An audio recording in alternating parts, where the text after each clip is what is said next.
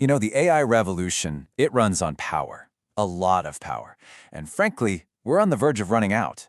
So today, we're going to break down how one company, Navitas Semiconductor, is making a massive all-in bet to become the engine that keeps AI from grinding to a halt. Let's dive in. To really get what's at stake here, you just have to look at this number: AI data centers. Their energy consumption is projected to grow by over 40% every single year. That kind of exponential growth isn't just a challenge, folks. It's completely unsustainable with the technology we have today. And that leads us right to the big question, doesn't it? AI's hunger for power is just insatiable. It's a beast. So who is going to build the engine powerful enough and efficient enough to feed it? Well, one relatively small company thinks it has the answer. So let's start by digging into the core problem Navitas is trying to solve: AI's absolutely massive and accelerating thirst for electricity. Okay, here's the situation. Every single time NVIDIA announces a new, more powerful chip, think about their Blackwell and Rubin series, the power requirements just go through the roof. The traditional silicon-based power solutions we have, they just can't keep up. They're inefficient, they're bulky, and they waste a ton of energy as heat.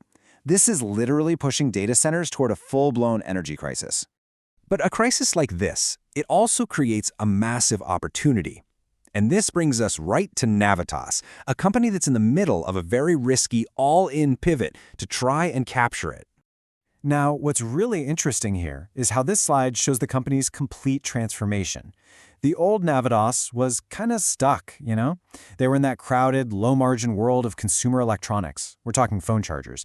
But the new Navitas, it's betting everything on pioneering these next-generation power chips for the most demanding industries on Earth: AI and electric vehicles.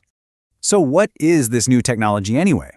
Well, it really boils down to two key materials. On one hand, you have gallium nitride, or GaN. It's incredibly fast and efficient, which is perfect for the complex power demands of AI servers. Then, on the other hand, you have silicon carbide, or SiC.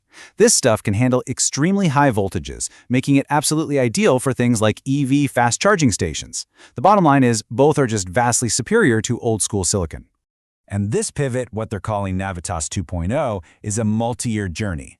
The company intentionally cut its low-margin business, even brought in a new CEO just to accelerate their AI strategy. Now, this means taking a planned short-term hit to revenue, but the goal is crystal clear: short-term pain for a massive long-term gain, with significant revenue from AI expected from 2027 and beyond. Okay, so Navitas has made its move. Now for Section 3, the prize. What do they actually win if this massive gamble pays off? This quote just brilliantly sums up their role in the AI ecosystem. If NVIDIA's chips are the brain of AI, then Navitas is aiming to provide the electric heart that pumps life into it. It's not just another component, it's a critical enabling technology. And they've already made a huge move. Navitas is now an officially recognized partner for NVIDIA's powerful 800-volt AI architecture. They've built the world's first 8.5 kilowatt power supply specifically for these next-gen AI systems, hitting an incredible 98% efficiency. Now, the crucial point here is this: Navitas is no longer just selling chips, it's selling the entire power system. That is a total game changer. But a prize this big doesn't come easy. And this brings us to the giants, the gambles, and the massive challenges to growth that lie ahead. The company faces three really formidable risks that could derail its entire strategy. First, you've got fierce competition. Second, the sheer difficulty of actually executing this transition. And third, a sky-high valuation that leaves absolutely zero room for error. Let's start with that competition. I mean, Navitas is a relatively small player going head-to-head with absolute Goliaths.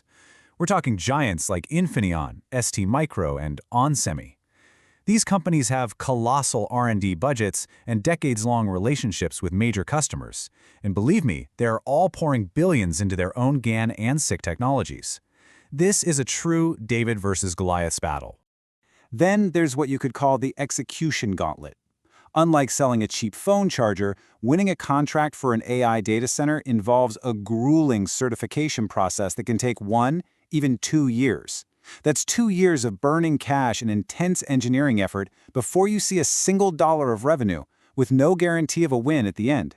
It's a long, painful waiting game. And finally, valuation. The company's stock is trading at a price-to-sales ratio of over 40 times. Now, in simple terms, that means its market value is 40 times its annual revenue, an absolutely astronomical figure compared to its peers. For an investor, this means the market has already priced in perfection, leaving absolutely zero room for error. So with such a high-risk, high-reward profile, what's the investor's verdict? How should you even think about a company like this? The analysis suggests two pretty clear paths. For an aggressive investor, one who's willing to stomach the volatility, the strategy might be to buy on any significant price dips, making a long-term bet on the AI revolution. But for a more conservative investor, the advice is to wait and watch. Let the reports in early 2026 prove that the revenue growth is actually materializing before you even think about jumping in. And if you are watching, here are the exact milestones to look for. First, are they landing concrete, large-scale orders from NVIDIA? Second, are major data center customers actually adopting their new power modules?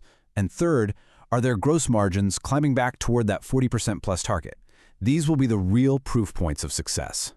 So in the end, Navitas has hitched its entire future to the AI star.